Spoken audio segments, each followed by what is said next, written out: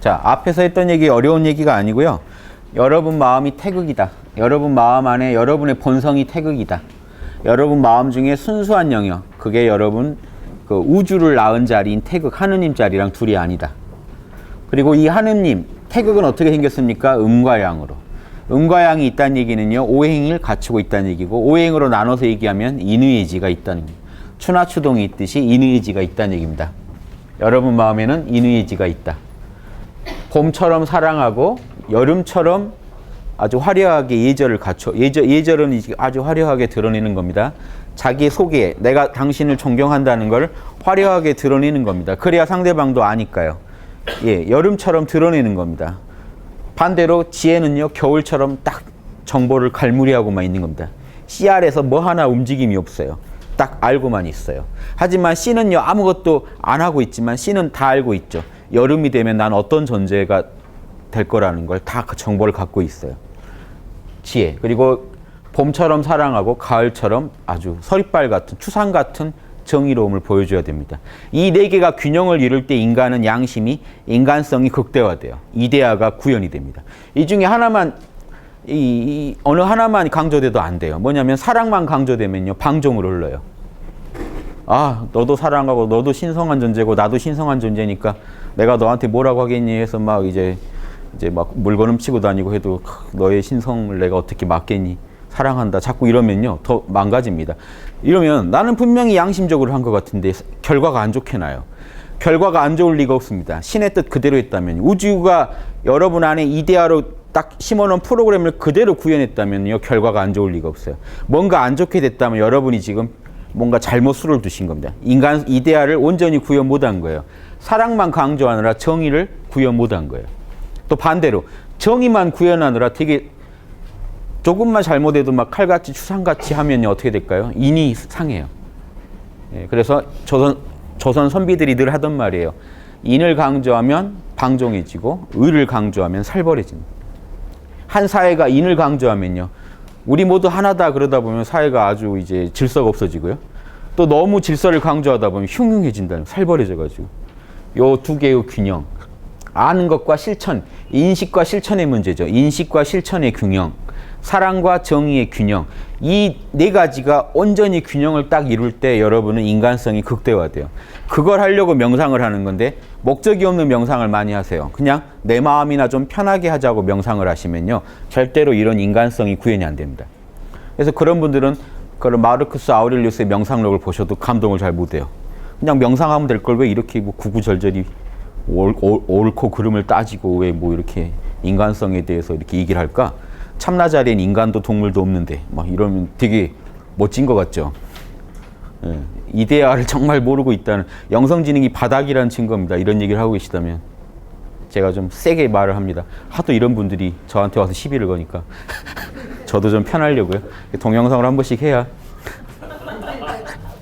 이제 찾아오시는 분이 적지 않을까 해서, 쟤한테 가면 안 되겠다, 더 험한 말 듣겠다 해서 안 오시게.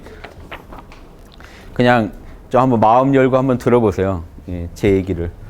이렇게 했을 때 인간성이 구현되고 인간이 된다는 얘기를 한번, 이런 식으로 영성을 연구 안 하시면요, 이게 참 그 물질 만능주의도 무섭지만 왜곡된 그런 영성주의도 무섭습니다. 예, 똑같이 인간을 피폐하게 만들 뿐이에요. 그래서 모든 성인들은 같은 얘기를 했는데 동서양 철인들과 성인들은 그걸 이해를 못 하시면 안 됩니다. 지금 우리 마음대로 영성을 추구해서는 안 돼요. 우주에는 이미 프로그램이 다 정해져 있는 거기 때문에 그 전에 실험을 냉정히 해가지고 실험을 되게 잘하신 분들이 쓴 보고서가 있다면 꼭 연구해 보시고. 예, 아인슈타인 주자는 이 영성계 아인슈타인 같은 존재 아닙니까? 공자 다 뉴턴, 아인슈타인 이런 존재들인데 왜 이분들의 그 연구 결과에 대해서 너무 소홀히 하냐는 거죠. 왜 그럴까요? 아무도 자기 마음에서 실험 자체를 안 하고 있기 때문에 그렇습니다. 실험을 하신다면 분명히 궁금해지게 돼 있고, 궁금하다면 찾아보게 돼 있어요. 선배 과학자들은 어떻게 했을까? 근데 전혀 실험이 안 이루어지니까 이런 납득이 하나도 안 되는 겁니다. 이 말이. 지금 주자말 납득이 조금씩 돼가시죠? 여기 계신 분들은 납득이 되실 거예요. 공자의 문화에서 일찍 이를 체계적으로 말한 적은 없었다. 공자는요, 인간의 본성에 대해서 이렇게 인의지 네 개를 딱 나눠가지고 체계적으로 설명한 적은 없었다. 하지만 제 논어를 보시면 분명히 나옵니다. 나오는데 맹자처럼 딱 인의지가 본성이야 이렇게 얘기는 안 했다는 거예요. 뭉뚱그려서 얘기를 자꾸 하시니까. 자, 맹자에 이르러 비로소 체계적으로 말하기 시작했다. 공자의 시절에는 본성이 선하다 라는 원리가 본디 밝아서 이런 본성이 선하다 이런 원리에 대해서요, 인의지로 쪼개서 얘기를 안 해도 통으로 잘 이해를 했다는 겁니다. 그러니까 그렇게까지 쪼개서 설명할 필요가 없었는데, 맹자 때 오면 춘추 시대에서 이제 전국 시대로 넘어오면 더 체계적으로 설명을 안 하면 사람들이요, 인간 본성이 선하다고 이런 이제 성선설 성악설이 갈리게 됐다는 겁니다. 공자 때는 그 정도는 아니었다. 본성이 선한지는 알았다는 겁니다. 그래서 이렇게까지 상세하게 조목조목 말하지 않아도 자연히 설명이 갖추어졌는데, 맹자의 시절에 이르게 되면은 이단이 여기저기 나타나서 왕왕 본성이 악하다, 선하지 않다 이런 주장까지 이르게 되자 맹자가 이 원리가 이제 어두워지겠구나. 사람들이 이제 정신 문명이 땅에 떨어져서 사람들이 우리 안에 있는 양심과 본성을 잊어버리겠구나 하는 걱정이 돼서 체계적인 설명을 시도했다 하는 겁니다. 진실로 나름 이게 유학 철학사가 지금 담겨 있습니다. 주자가 자신의 어떤 사명감을, 나도 이 학문을 지금 맹자를 계승해서 양심을 밝히려고, 본성을 밝히려고 이 지금 철학을 하고 있다 하는 어떤 사명감에서 나오는 얘기입니다. 진실로 단지 혼연한 전일체다. 우리 본성은요, 한 덩어리로 그냥 태극이다 이렇게만 얘기한다면요, 아마도 눈금 없는 저울이나 자가 돼버릴 것이니 끝내 세상을 밝히기에는 부족할 것이다. 눈금 없는 자나 저울을 어디다 씁니까? 그렇죠? 즉 보십시오. 이런 식으로 지금 영성 추구하고 계시면 안 된다는 겁니다. 참나는 공하여 텅 비어서 아무것도 없다 이래버리면요, 어떻게 돼요? 마음대로 사시겠다는 얘기죠. 이해되세요? 눈금 없는 자, 저울, 쓸 데가 없다는 겁니다. 주자는.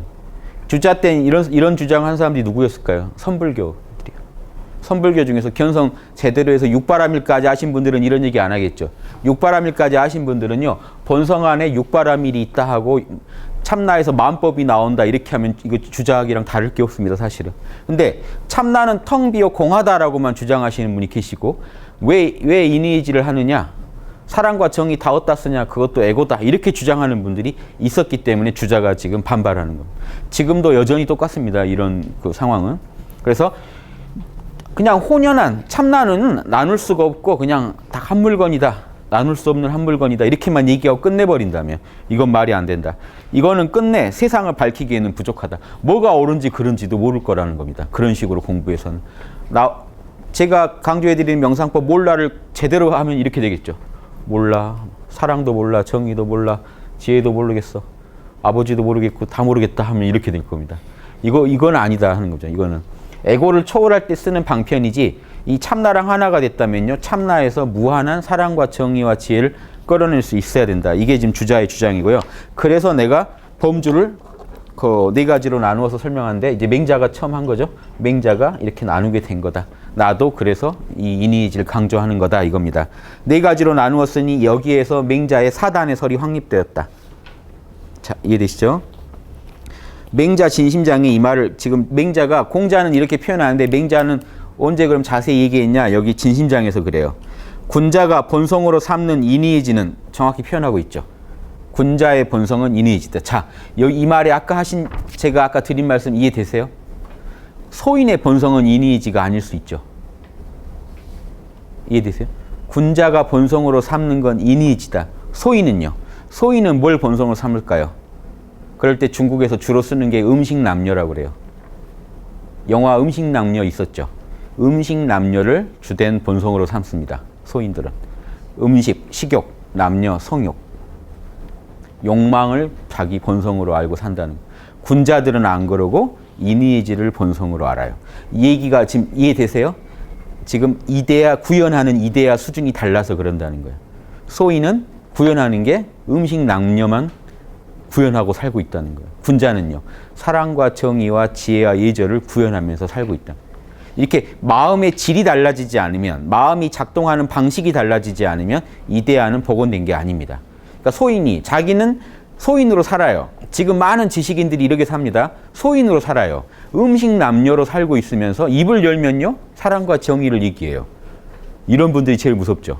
입만 열면 우리가 사랑과 정의를 해야 됩니다. 그런데 사는 거는 음식남녀로 사는데 입 열면 뭔 얘기를 합니까? 그렇게 사랑과 정의를 얘기해요. 이런 분들도. 소시오패스는 그게 됩니다. 이해되시죠? 자, 그분이 이데아가 복원됐을까요? 자, 그분이 갖고 있는 지식으로는 이데아 복원을 말할 수가 없다고요. 그분이 사는 방식, 어떤 상황에도, 다양한 상황에 놔서 그 사람이 움직이고 이 주변을 옳고 그름을 인식하고 살아가는 방식을 보고 우리가 그분이 뭘 본성으로 삼고 있는지를 알 수가 있어요. 이해되십니까? 그런 식으로 본인을 관찰해 보라고요. 남 비판 좋아하다 보면 내 덕이 또 깎입니다. 내가 나를 돌아봐야 되니까, 예, 그렇게 생각하시고, 그러니까 군자는 이니에지를 본성으로 삼는다라는 얘기. 그러니까 이니에지를 본성으로 삼는다는 증거가 뭐로 나타날까요? 봐보세요. 마음에 뿌리를 두고 있기 때문에 형색으로 나타나고, 안색으로도 나타나고요. 그래서 얼굴에서 훤히 드러나요. 얼굴만 딱 봐도 저 사람이 사단이 있다 없다가 보여요. 그러겠죠. 예, 그러니까 이걸 이렇게 보실 수 있게 여러분 마음을 연구하셔야만 이게 가능합니다. 여러분 마음이 이니에지랑 하나가 될수록 이니에지 아닌 것들이 빨리빨리 보인다는 겁니다.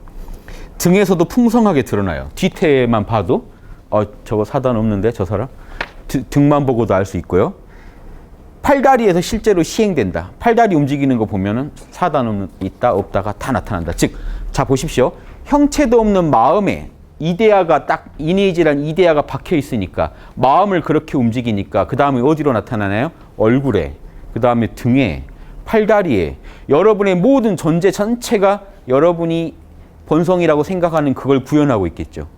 여러분이 진짜 이니에지를 구현한다면 여러분은 그냥 이니에지 덩어리가 되겠죠. 이런 분을 진리의 화신이라고 그러고 이니에지라는 이 이데아가 말씀이죠.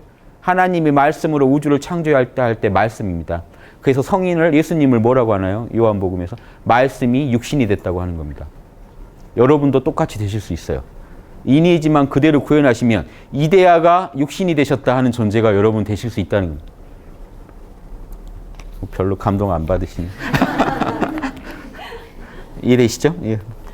자, 생각컨대 사단이 아직 발동하지 않았을 때는 사단이 밖으로 측은지심, 사양지심, 수호지심, 십이지심이 발동 안 했을 때는 비록 고요하여 움직이지 않으나 적연부동 고요한데 그 중심에 자 보십시오. 희노애락이 발성하지 않았을 때는 참나 상태를 말하는 겁니다. 여러분이 생각, 감정, 오감을 다 몰라하고 순수한 나로 존재하실 때가 가장 신성할 때고 그때가 가장 여러분 안에서 말씀이 이데아가 온전할 때죠. 로고스가 온전히 작동은 안 했지만 온전히 지금 구현되어 있을 때인데 자 그때 그 중심에도 본래 조리가 있고 짜인 틀이 있어서 어리석어 한물것도 없는 그것이 아니다. 이게 지금 자꾸 선불교랑 지금 대결하고 있는 겁니다. 선불교 중에서 거기는 한물건도 없다고 하는 주장을 너무 과하게 하는 분들이 계시니까 한물건도 없다니 거기 이니에지가 이렇게 엄밀하게 딱 구조를 갖고 있는데 여러분 본성 안에 텅 빈 것 같지만 구조물이 정확히 있다는 겁니다. 프로그램이. 그래서 뭘로 알 수 있느냐? 순수한 나로 존재할 때 참나의 마음이 움직일 때 보면 안다는 겁니다. 즉 불쌍한 사람 봤을 때 탁 불쌍하다는 마음이 일어나는 걸 보면 내 안에 텅 빈 것 같지만 그 안에 사랑하라는 명령어가 있다는 걸 알 수 있다는 겁니다. 잘못된 걸 봤을 때 이건 아니지 하고 딱 말이 나오는 걸 보고 내 마음이 움직이는 걸 보고 내 안에 명령어가 정의로워라 하는 명령어가 있다는 참나의 아버지의 이게 하나님의 법이 내 안에 딱 새겨져 있다는 걸 그때 안다는 겁니다. 가장 순수한 마음으로 양심적으로 살 때 안다는 겁니다. 사실은. 양심적으로 살아갈 때 내 안에 그런 프로그램들이 존재한다는 걸 아는데 우리도 그러면 프로그램이 있을까 없을까요? 일반 범부는 있어요. 아무리 막대 먹은 사람도 이제 잘못된 걸 보면 아니라고 느끼고 누가 피 흘리고 있으면 깜짝 놀랍니다. 자기가 아닌데도 깜짝 놀래요. 그래서 이런 식으로 우리 안에서 아무리 악인도 에고가 아무리 기질이 탁한 사람도 안에서 프로그램이 이렇게 자꾸 작동해서 나오는 걸 막을 수는 없다는 겁니다. 아무리 사이코패스도 사실은 어떤 구현하고 있는 양심의 영역이 있다. 분명히.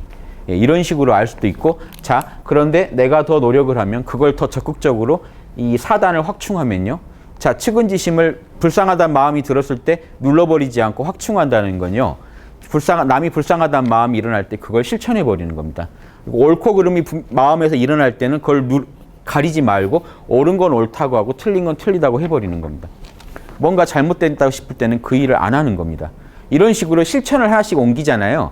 저 사람한테 좀 공경심을 표현하고 싶다 할 때는 표현하는 겁니다.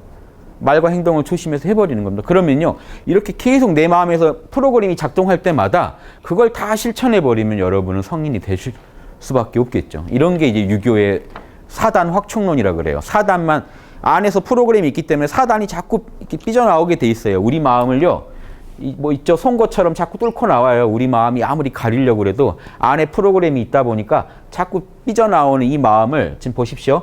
싹이 이렇게 삐져나온 이게 이 끄트머리 있죠? 이 부분을 가지고요, 우리가 단서 단자라는 한자를 씁니다. 끝이라는 뜻도 있지만 안에 뭐가 있다는 걸 이거 보고 나온 거 보고 알 수 있거든요. 단서라는 의미도 갖게 됩니다. 그래서 사단 그러면요, 안에서 뭐가 자꾸 삐져나오는 걸 보고 우리 본성이 이니지라는 걸 알 수 있어서 측은지심, 사양지심, 수호지심, 십이지심을 사단이라고 합니다. 여러분이 어떤 불쌍한 사람 보면 불쌍히 하는 그걸 딱 보고 내 안에 사랑하라는 명령어가 있구나. 내 안에 자연법, 하느님이 주신 법이 새겨져 있는데 사랑하라라고 새겨져 있구나. 남이 잘못되는 걸 봤는데 내가 울컥하는 걸 보고 내가 당해서 싫은 일은 남한테 하지 마라. 정의로워라 하는 명령어가 내 안에 있구나 하는 걸 하나씩 하나씩 알 수 있기 때문에 사단이라고 합니다. 자, 생각컨대 사단이 발동 안 했을 때도 이미 이니지가 있기 때문에 불쌍한 사람 보면 그냥 프로그램이 작동해버린다는 겁니다.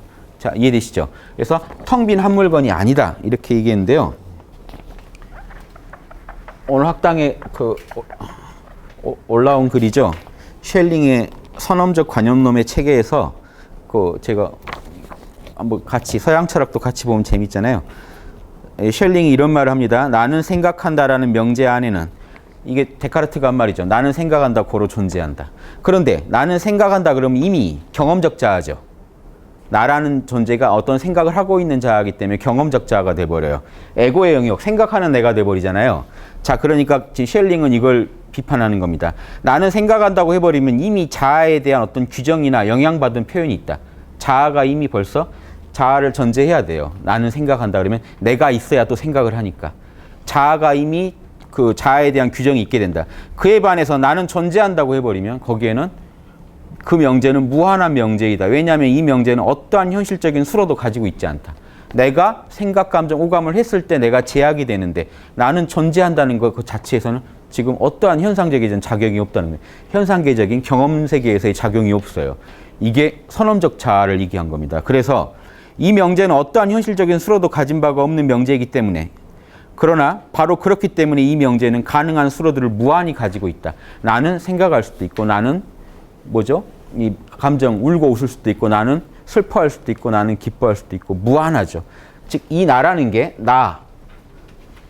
에고로서의 내가 아니라 내가 존재한다는 거, 이게 선험적 자아, 참나이고 이게 무한한 가능성을 가진 나다라고 이 서양 철학에서 관념론에서 이렇게 보고 있는 이거랑 지금 여러분이 지금 이 주자 얘기 듣고 있는 거랑 좀 같이 해서 또 보시면 더 재밌을 겁니다.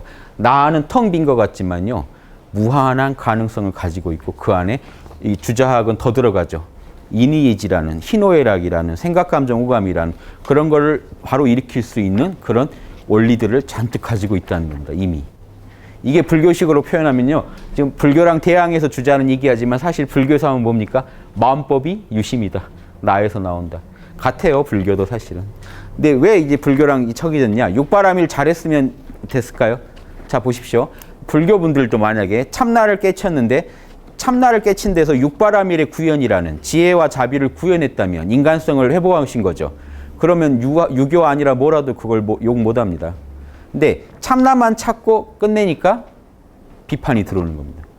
그건 아니지. 그건 인간의 길이 아니지. 이렇게. 그렇게 이해하시면 돼요. 그러니까 불교 자체에 대한 비판이라기보다는 이런 이 공에 집착하는 어떤 사상에 대한 비판입니다. 유교가 또 그런 거는 아주 싫어하거든요. 이니지를 하자는 주장이라. 자, 그러니까 지금 서양 철학에서도 이게 무한한 명제다. 자, 그럼 쉘링은 어떤 주장이니까? 나는 존재한다. 고로 생각한다. 데카르트는 나는 생각한다. 고로 내가 존재한다. 자, 뭐가 다를까요? 데카르트의 나는 에고고요. 쉘링의 나는 참나예요. 그러니까 데카르트 말이 틀린 게 아니고요. 데카르트는 에고부터 일단 정립하고 시작하는 거예요. 도대체 내가 정확히 에고가 있다는 근거가 뭐냐? 생각하고 있지 않느냐?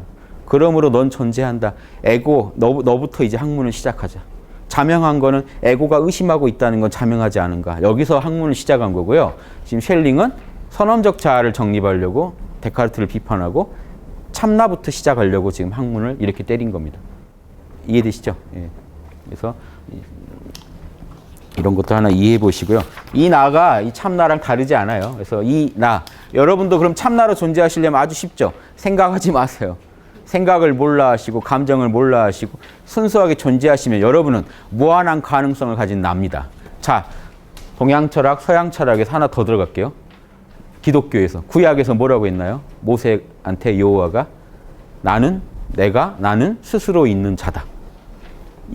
그 말이 나온 이유 아시겠어요? 그 말만이 무한한 말이에요. 나는 너희 지구를 만들어준 나다 이러면 제약돼요. 근데 나는 스스로 있는 자다. 나는 존재할 뿐이다라고 얘기했죠. 그렇기 때문에 하나님을 지칭하는 말이 됩니다. 여러분도 만약에 지금 그 말 하실 수 있겠어요? 나는 존재한다라고 말하실 수 있는 그 말도 하나의 생각이지만 그 사태, 그 말 이전의 그 상황, 나는 존재할 뿐으로 존재해 보세요. 그게 여러분을 가장 무한한 영역에, 무경계 영역에 데려다 줍니다. 그 상태가 신의 상태예요. 구약이랑 또 만나요. 그러면 또 욕하는 분 계시더라고요. 어디 구약 여호와를 갖다 왜냐하면 구약에 보면 여호와가 좀 이상해요. 처녀를 바치라고 그러고요. 뭐지 하는 그게 좀 있어요. 그거는 인간의 에고가 투영된 부분이에요. 그런 부분 빼고요. 멋진 부분을 가지고 얘기를 해야죠. 지금 그 불교도 이상한 부분 얘기하면 또 있어요. 제가 얘기 안 하잖아요. 그래서 각 종교에 고상하고 좋은 것들을 모아서 지금 제가 말씀드리고 있는 건데 다른 종교의 나쁜 점만 가지고 막 헐뜯으시면 안 되잖아요. 그래서 그런 거는 저 말고도 다 잘하시니까 저는 각 종교에서 가장 고상한 영역, 서로 통할 수 있는 영역을 가지고 말씀을 드리는 겁니다. 오해하지 마시고요. 지금 이게 구약, 벌써 기독교와 서양 철학과 동양 철학이 쭉 한 줄로 꿰지셔야 돼요. 뭐 학원 강사 같은 느낌이네요. 별표 치시고 이렇게 밑줄 그으시고 이렇게 한번 보세요. 자, 그래서 자 보세요. 이제 이게 여러분 마음이란 거 이제 조금 아시겠죠? 여러분 마음은요, 희노애락이 요동하는 하나의 에고의 세계인데, 생각, 감정, 오감이 요동하는데 안에 참나의 영역이 있고 거기엔 프로그램이 딱 고차원 프로그램이 새겨져 있어서 이놈이 딱 터져 나오면 여러분은 선한 사람이 성인이 되는 거고 로고스의 화신이 되는 거고요. 이 희노애락 욕망대로 사시면 여러분 에고의 화신이 되는 겁니다. 둘 중에 어떤 삶을 사실 거냐? 여러분의 이제 선택이시고요. 자, 그런데 이제 주자가 사단이 나오는 과정을 설명해 줍니다. 맹자의 사단론을 더욱 구체적으로 설명을 해주고 싶어서요. 자, 그래서 이렇게 구조가 돼 있기 때문에 외변이 자극을 주면, 자 보세요. 어떤 자극 있나요? 외변이 자극을 주면 중심이 여기서 중심은 참나의 세계입니다. 참나가 곧장, 양심이 곧장 반응을 해버려요. 외변에서 자극을 딱 주면 이 에고한테 자극을 주는 거죠. 자극이 딱 들어가면은 자, 자극은 이 에고가 받았는데 중심이 응해버려요. 자, 여기서 이 한문으로 치면 이거를 외변에서 주는 자극을 감이라고 했고 참나가 튀어나오는 걸 응이라고 했습니다. 그래서 지금 감응이라는 말 가지고 감응한다는 말에서 감과 응을 나눠서 주자가 설명하고 있어요. 외변에서 주는 자극을 감이라고 했고 양심이 곧장 반응하는 걸 응이라고 했습니다. 대응하는 거를. 자, 어떻게 대응하나요? 외변에서 주는 감. 자, 우물이 있죠. 우물에 지금 애기입니다. 이렇게 애기가 탁 뛰어드는 걸 자극을 받았어요. 여러분 중심에서 뭐가 튀어나올까요? 깜짝 놀라서 도와주고 싶겠죠. 물에 빠진 사람 만약에 보면 깜짝 놀라시겠죠. 순간적으로. 저 빠진 사람이 나갔고 저 빠진 사람 부모가 나갔고 가족이 나갔고 그래서요. 저 사람이 죽으면 안 된다는 생각만 딱 드실 거예요. 그러니까 잘 보여야지 뭐 이런 마음이 아니라 중심이 딱 통한다면. 이해되시죠? 자, 이렇게 해서 우물에 빠지려는 사건이 감각이 이 사건이 하나의 사건입니다. 한문으로 사자. 자, 여러 개 나옵니다. 사건이 감흥을 우리 마음에 감흥을 주면 어떤 자극을 주면 내 이 참나가 중심이라고 했습니다. 이 중심이 대응을 해요. 대응을 해서 이 사태에 대응을 합니다. 대응하는 방식이 어떻게 대응하나요? 자, 인의예지 이거는요. 본성은 뭐가 반응을 하냐? 반응의 주체는 원리가요. 자, 이거 몇 개가 지금 자, 여러분 마음이 작동하는 메커니즘입니다. 자, 사건이 여러분 마음에 자극을 줬더니 여러분 마음 안에 있는 이미지의 프로그램이 원리가 대응을 해가지고 뭐가 튀어나올까요? 측은지심이 튀어나오게 돼 있어요. 측은지심이 어떤 형상화됩니다. 지금 양심이 작동하는 구조예요. 이해되세요? 여러분 안에 만약에 중심에 사랑하라는 명령어가 없었다면 이게 튀어나올까요? 측은지심이 안 나왔겠죠. 만약에 정의로워라 하는 프로그램이 없었다면요. 도가니 같은 영화를 보셔도 그냥 덤덤하게 영화 참 잘 만들었네 하고 나오시겠죠. 이해되세요? 여러분 안에 뭐가 있기 때문에 이렇게 돌아가고 있나? 이게 이데아예요. 여러분의 마음이, 자 보십시오. 측은지심에 적용되는 게 보편 법칙입니다. 지금 왜? 자, 이 상황이 보편 법칙이에요. 이 사건에 자극을 받았더니 측은지심이 딱 튀어나오네. 이게 원인과 결과죠. 보편 법칙의 세계예요. 왜 내 마음에 이런 법칙이 일어나는 걸까? 누가 지금 이렇게 상황을 몰고 가고 있습니까? 원리가요. 이데아가요. 여러분 안에 뭔 이데아가 있길래 지금 계속 불쌍한 사람 보면 같이 계속 측은지심이 일어나게 되고 있는지, 이걸 딱 이해하시는 분이 철학자라는 겁니다. 뭐지? 뭐가 지금 나로 하여금 자꾸 측은지심을 느끼게 만들지? 이걸 딱 이해하면은 여러분의 순수한 나, 태그가 안에 새겨져 있는 법칙들이 하나씩 보인다는 겁니다. 그래서 이런 식으로 이데아를 구현하는데, 자, 이걸 지식으로만 들으면은 절대 이데아가 구현됐다고 안 하고요. 언제 이데아가 구현됐다고 하나요? 사단을 확충시켰을 때. 즉, 이 상황에 제대로 반응을 해가지고 측은지심을 더 적극적으로 드러냈을 때 여러분은 이데아를 따르고 있는 삶을 사시는 겁니다. 사랑의 마음을, 공감 능력을 더 확장시켰을 때, 시비 판단 능력을 더 확장시켰을 때, 정의감을 더욱 확장시켰을 때, 만약에 정의감이 위축되면요, 인간성이 상실될 위기로 가요. 사회 전체가 만약에 한 사회가요, 공감 능력과 정의감이, 사랑과 정의가 점점 사회에서 사라지고 있다고 하면요, 그 사회는 지금 심각한 겁니다. 이게 문제인지 몰라요. 그래도 우리 GNP가 올라갔지 않은가, 뭐 이런 식으로 위안을 하실 텐데 지금 심각해져 가고 있는 겁니다.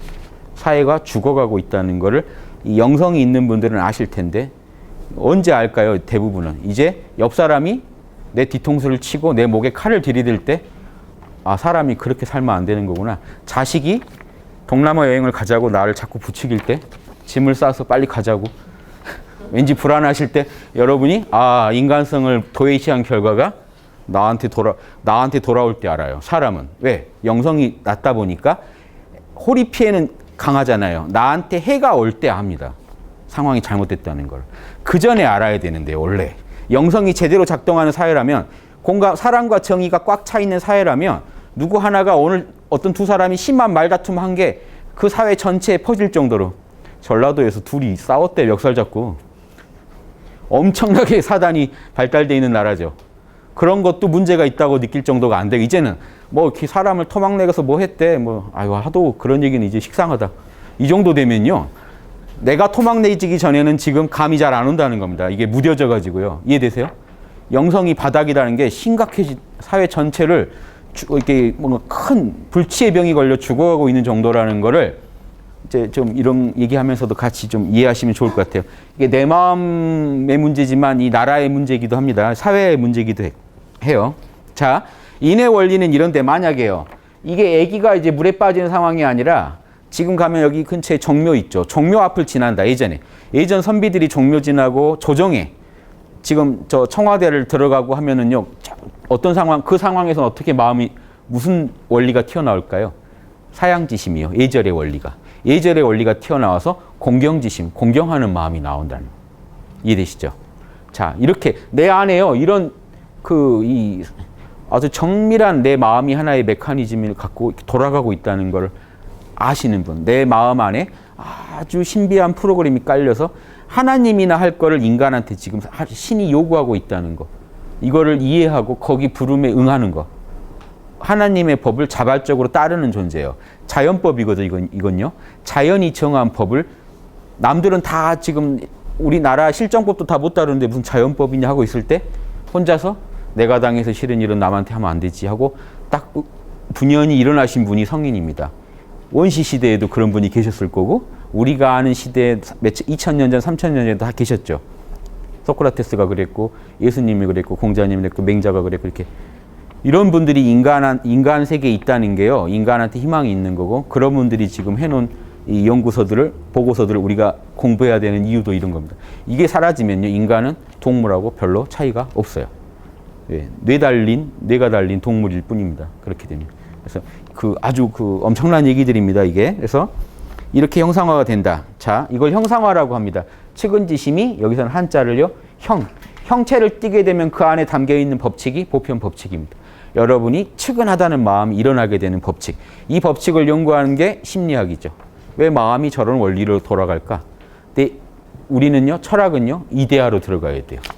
자, 이런 상황에, 자, 심리학의 영역은 이렇게 설명할 수 있겠죠. 자, 이런 사건을 봤더니, 아유, 애가 그렇게 되는 거 보니까 마음이 당연히 안 좋으시죠. 이렇게 되면 심리학입니다.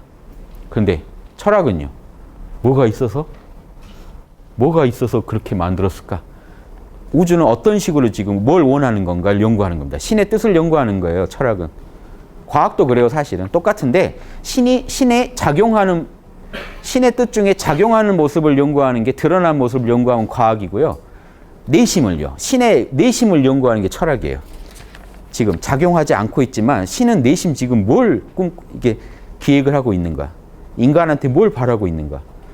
불쌍하라고 바라고 있는 거죠. 불쌍한 사람 보면 좀 불쌍해 하라고 바라고 있는 거죠. 여기에 주체적으로 응하는 분이 도인이고 이제 군자고 성인입니다. 이런 식으로 이렇게 연구해 보시면 재밌겠죠. 제가 이 강의만 들으면 철학자 되실 수 있다고 한 게요. 이런 것 때문에 그래요. 어렵지도 않죠. 되게 비근한 예를 들어 설명하지 않습니까? 그런데 담겨있는 원리는요. 탁월하게 설명을 지금 잘하고 있는 겁니다. 인간의 이데아의 세계에 대해서. 되게 그 중심에 모든 원리를 혼연히 갖추고 있으며. 근데 사실 우리 마음에 이렇게 딱 나눠져 있겠어요? 아니죠. 순수하게 나로 존재해 보세요. 아무것도 없어요. 그 말도 맞아요, 원래. 아무것도 없는데 주자는 거기에 무슨 구조물이 있다고 얘기하는 게 아니에요. 아무것도 없는데 뭔가 있다는 거예요, 정보가. 꼭 구조물처럼. 그러니까 건들면 이렇게 나오지 않느냐는 겁니다. 그래서 혼연하게, 모든 원리가 혼연하다는 건요, 구분도 안 되고 이게 하나예요. 이 태극기에는 그려져 있지만 우리가 명상에서 순수한 나로 존재하는데 거기 이렇게 음양이 이렇게 그려져 있지 않아요. 나일 뿐인데 그 안에 원리가 들어있는 거죠.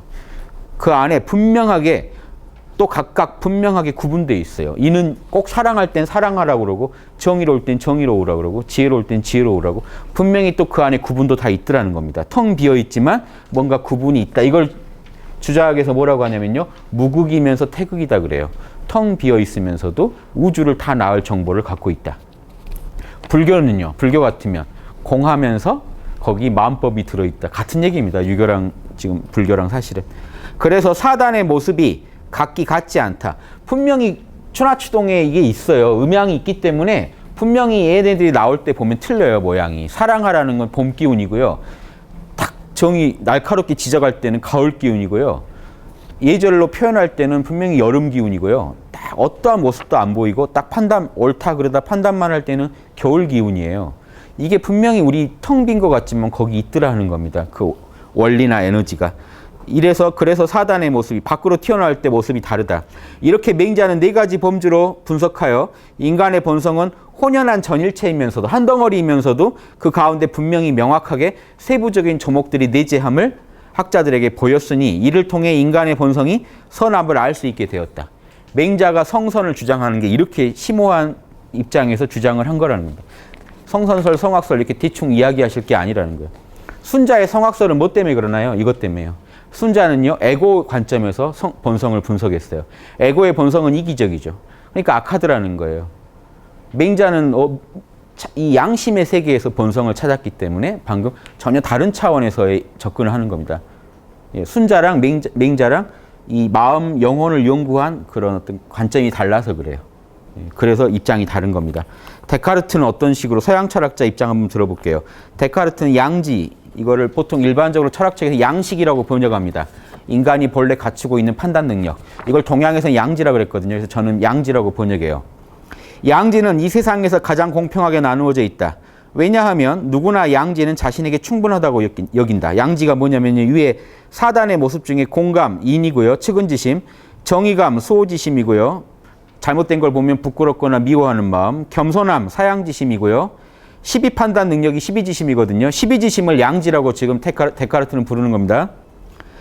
인간이면 누구나 자신에게 충분하다고 여겨요. 여러분, 나는 옳고 그름을 판단하는 능력이 뭐 없다거나 이렇게 느끼시진 않죠. 있긴 있다고 느끼실 거예요. 자, 그래서 다른 모든 게 있어서 까다로운 사람도 모든 것에 있어서 까다로운 사람도 양지에 있어서는 자신의 것 이상을 바라지 않는 게 일반적이다. 내가 옳고 그름은 다 판정할 수 있다고 생각하고 있다는 겁니다. 대부분 사람들이. 올바르게 판단하고 옳고 그름을 판별하는 능력이 바로 양지이며 이것이 내가 말하는 이성이다. 이러한 능력이 태어날 때부터 모든 사람한테 평등하게 갖춰져 있다. 그런데 이렇게 다 있는데 실제로 다 우주의 진리를 다 정확히 알고 계신 건 아니죠. 법칙을 정확히 이해하신 건. 왜 그럴까요? 이성을 잘 못 써서 그런다는 거예요. 이성의 활용에 있어서 우리가 매뉴얼이 필요하다는 겁니다. 이성은 다 스마트폰은 다 갖고 계신데 매뉴얼이 지금 없어서 그렇다. 그래서 이 책의 원래 제목이 그겁니다. 부제가 있어요. 이성을 올바르게 사용하기 위한 방법 소설이에요, 원래. 그래서 이성을 내가 다들 갖고 계신 거 아는데 내가 내 거를 한번 썼던 방법을 얘기해 드리겠다. 이게 이 책이에요. 철학책들이 다 이래요. 내가 내 이성을 단련시킨 방법을 한번 제시해 주겠다. 이 책 한번 봐보세요. 자명하지 않은 건 끝없이 버리라고 자명한 것만 취하면 우리 다 철학자가 될 수 있다는 얘기를 하는 책입니다. 쉬워요. 그래서 데카르트가 4단계 사고규칙을 얘기해 주는데요. 이게 12지심을 확충하는 것뿐입니다. 맹자 입장에서는. 봐보세요. 1단계. 모든 진리를 의심할 수 있는 데까지 의심한 뒤에 자명한 것이 아니면 진리로 받아들이지 마라. 잘 아시겠죠? 이게 1단계고요. 자명한 것만 인정해라. 진리로. 선입견은 배제하라. 2단계. 문제가 복잡하면 단순한 것으로 쪼개라. 자, 문제가 크니까 자명한지 찜찜한지 모르겠어요. 그러면요. 알만한 걸로 쪼개보세요. 먹을만하게. 그러면 보여요. 자명한 건지 찜찜한 건지 하나씩. 몰입하기 좋게 쪼개라 하는 거고요. 3단계. 그렇게 쪼갠 거를 가지고요. 자명한 것들 위주로 해서 다시 모아보라는 겁니다. 쪼개서. 가장 단순하고 자명한 것부터 개념을 다시 정립해보라. 그러면 또 하나의 구조물이 나오겠죠. 사고의 구조물이. 4단계. 자명한 것이 혹시 자명하지 않은 것이 있는지 자꾸 또 한번 이 과정을 반복해보라. 또 추리해보고 또 추리해보라. 자명한 게 하나라도 자명하지 않은 게 있는지. 자, 이게 다예요. 서양의 근대 철학의 아버지인데 데카르트가 이거 주장해가지고 근대 철학의 아버지가 됐어요. 이거 모르시겠어요?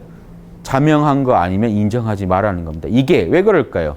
우리 원래 12지심이 우리의 원래 이성이 자명한 거를 맞다고 하고 아닌 거는 찜찜하게 여겨요. 결국 맹자식 주장으로는 사단을 확충하라는 말밖에 아닙니다. 여러분이 이 데카르트를 예로 든 이유가요. 이걸 아까 지금 주자는 인과 예만 들었잖아요. 12지심 예를 들고 싶어서요. 12지심은 여기에 이제 뭐가 들어갈까요? 어린애가 아니라 이 사건. 이 12지심은요. 이 사건에 해당되는 게 제가 사건도 맞고요. 어떤 물건의 경우도 있고 사건에 포함될 수도 있습니다. 그리고 12지심의 경우에는 책을 읽을 수도 있겠죠. 개념일 수도 있어요. 뭔가. 자, 이런 것들이 이게 이제 사건이죠. 어떤 사건에 자극을 줬을 때 뭐가 튀어나올 거예요, 이번에는. 지혜의 원리가 튀어나오면, 지혜로워라 하는 게 튀어나오면은 측은지심 대신 뭐가 나옵니까? 12지심이요. 즉, 그래서 뭐가 어떻게 되나요? 자명한 건 자명하다고 하고, 아는 건 안다고 하고, 모르는 건 모른다고 하는 마음이 생겨버려요. 여러분이 지금 제 얘기를 들으면서 자명하네 하면요. 이 과정이 일어난 겁니다. 제 말을, 제 개념, 제 이야기를 들으면서 자명하네. 뭐가 있어서 지금 자명하다고 했을까요? 요걸 연구하시면 철학자가 돼요. 내 안에서 뭘 안다고 자명하다고 지금 하는 거지? 뭘 안다고 찜찜하다고 지금 하는 거지? 여러분 생전 처음 듣는 얘기도 들어보세요. 분명히 둘 중에 하나의 반응이 나옵니다. 자명하다랑 찜찜하다. 이해되세요? 내 안에는요. 12판단 능력이 있다는 걸 아시고 그렇게 내모는 게 이데아라는 겁니다. 이걸 하나씩 아시면서 사단을 이해해가는 겁니다. 자, 중용에서는요. 5단계로 연구 방법을 얘기했는데 박학신문, 신사명변, 독행 이것만 하면요. 누구나 성인이 될 수 있다고 중용이 주장했거든요. 왜 그러냐면요. 이게 12지심을 확충하는 건데 보세요. 사단을 총체적으로 확충하는 겁니다. 먼저 12지심이 강조인데요. 박학, 지금 제 강의 듣는 것도 두루 배우시는 겁니다. 성인 되는 양심 밝히는 정보들을 두루 박학 배우신 다음에 신문 그냥 그대로 믿지 마시고요. 제 얘기라도요. 꼭 따져보세요. 세밀하게 질문을 해보세요. 그래서 의심이 없어진 뒤에 그 정보들이 자명한 정보들이라는 게 확인된 뒤에 자, 뭘 합니까? 신사명변. 그걸 계속 다시 재조립해 보는 겁니다. 이때 아까 데카르트가 말한 사고 규칙을 적용해서 신사명변에 해당돼요. 데카르트가 말한 게 주로. 예, 신중하게 다시 자명한 것 가지고 이야기를 다시 만들어 보고 구조물을 다시 만들어 보는, 개념을 다시 정립해 보고 하면서 명변, 본인만의 결론이, 자명한 결론이 내릴 때까지 이걸 하셔야 돼요. 그럼 내리면요, 중용에 뭐라고 됐습니까? 독행, 실천해 보라고 그럽니다. 실제 실험해 보라. 그렇게 되는지. 실험해가지고 문제가 있으면요, 다시 수정. 이렇게 하다 보면 성인 된다. 이게, 자, 박학신문 신사 명변까지는요, 12지심을 확충하는 거고요. 독행은 측은지심, 수호지심, 사양지심을 확충하는 겁니다. 실제로 사랑을 실천해보고 정의를 실천해보고 해봐라. 예절을 실천해보고, 그리고 문제가 있으면 다시 박학신문 신사명변으로 돌아가서 정보를 더 모아서 더 자명한 결론을 내려보고 다시 또 실천해봐라. 이렇게 하다 보면요, 이니에지 원리가 다 튀어나오겠죠. 생각, 감정, 오감으로 실천이 되겠죠. 그러니까 성인이 된다, 이 얘기입니다. 자, 제가 주자의 말을 그대로 배워서 12지심 쪽에 적용을 해보면 이렇게 됩니다. 결국 진리의 발견은 인간의 타고난 12판단 능력의 확충에 불과하며 외부의 사건, 물건, 개념 등의 어떤 사건의 어떤 현상의 자극에 대하여 중심의 지혜의 원리가 반응하여 12판단 능력이 형상화하여 옳고 그름을 판단하는 것이 된다. 이렇게 얘기할 수도 있겠죠. 지혜의 원리 측면에서는요. 자, 그러나 사단이 아직 발동하기 전 이른바 혼연한 전일체여서 소리도 없고 냄새도 없으며 가히 볼 수 있는 형상도 없다 라고 이를 때 과연 무엇으로서 그 찬연한 조목들이 이와 같이 내재되어 있음을 말할 수 있을 것인가. 자, 주자도 이걸 정확히, 주자가 이 선불교에서 한 물건도 없는 경지, 그 말하는 걸 주자가 체험 못한 게 아니고 지금 방금 말한 게 주자가 그겁니다. 순수한 나로 존재할 때 적연부동, 고요해서 어느 거 하나도 쪼개지지 않은 상태, 시공도 없고 나와 남도 없는 상태. 자, 그 상태에서 이런 구조물이 분명히 있는 건 아니란 말이 아니거든요. 어떻게 이니지가 있다는 것을 참나 상태에서 알 수 있을까라고 주자가 질문을 던진 겁니다. 이해되세요? 순수한 나에게 어떤 프로그램이 지금 깔려 있는지 어떻게 알 수 있을까?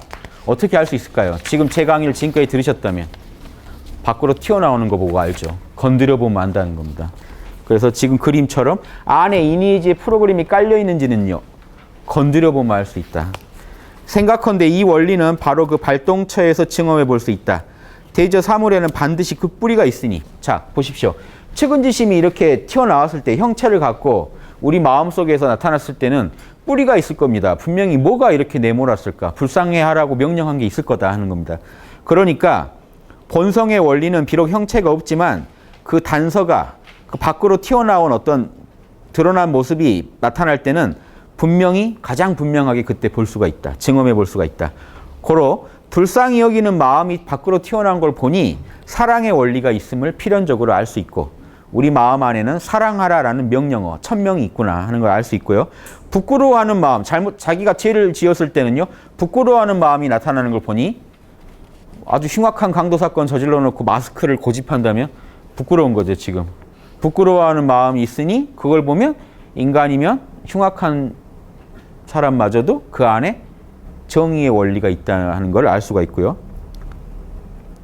또 남을 보면 지금 이렇게 우리가 서로 이렇게 만남을 가질 때 남을 배려하고 있지 않습니까? 이미 남에 대해서 이렇게 내가 맞춰주는 마음, 나를 낮추고 남하고 조화를 이루려는 이런 공경의 마음이, 우리가 두 사람만 만나도 서로 이렇게 벌써 그게 작동하고 있는 걸 볼 때 뭐가 있어서 이렇게 하라고 하느냐, 예절을 지켜라 하는 게 우리 안에 프로그램이 깔려 있더라는 겁니다.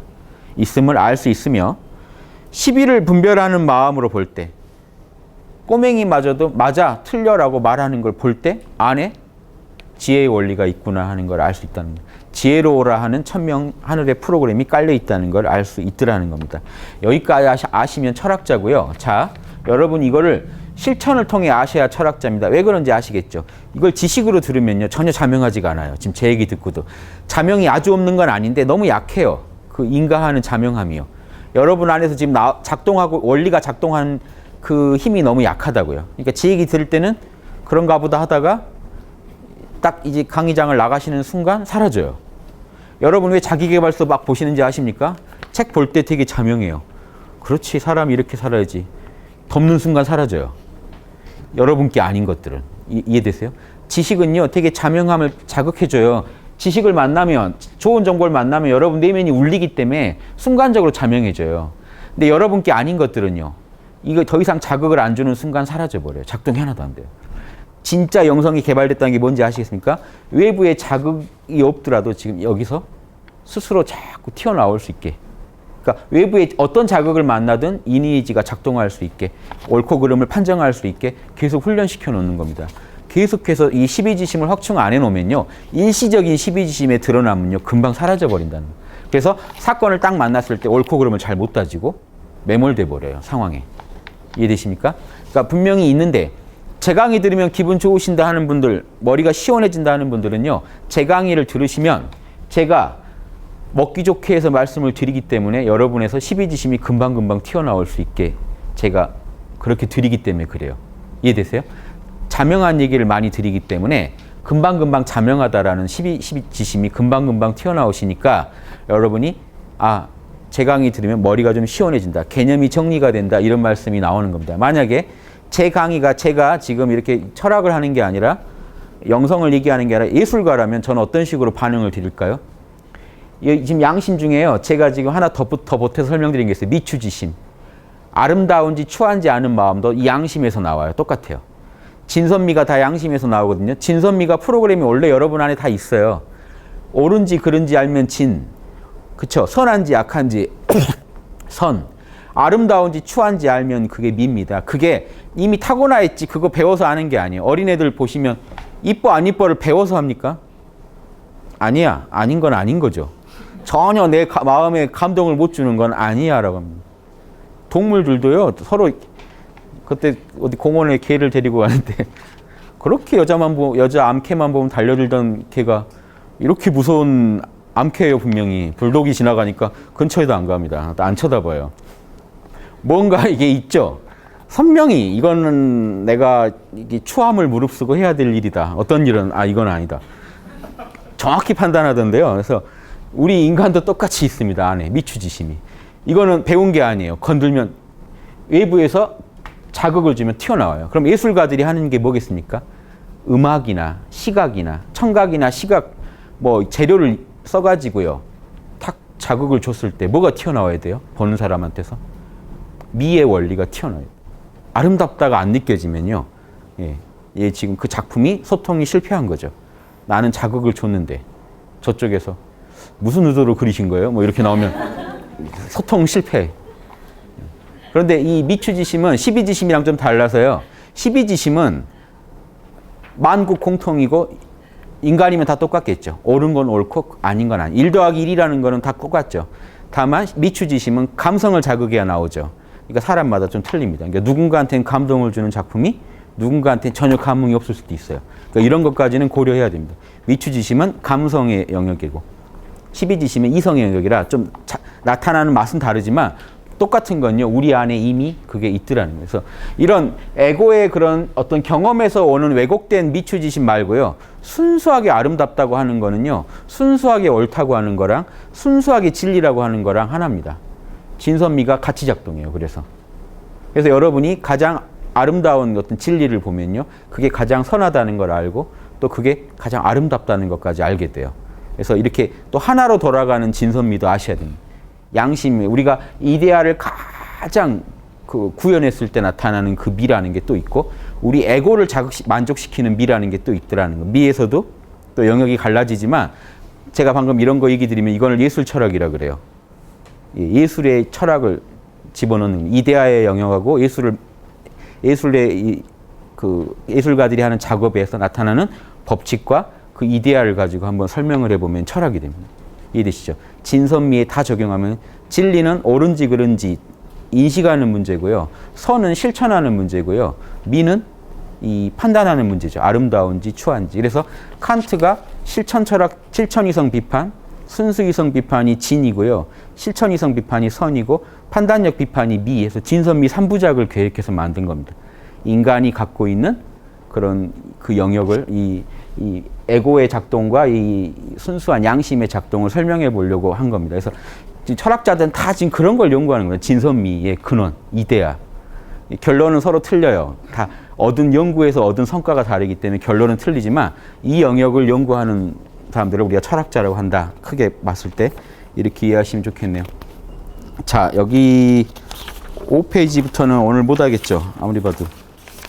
제가요, 다음 달에 나머지 부분을 또 해드리고요.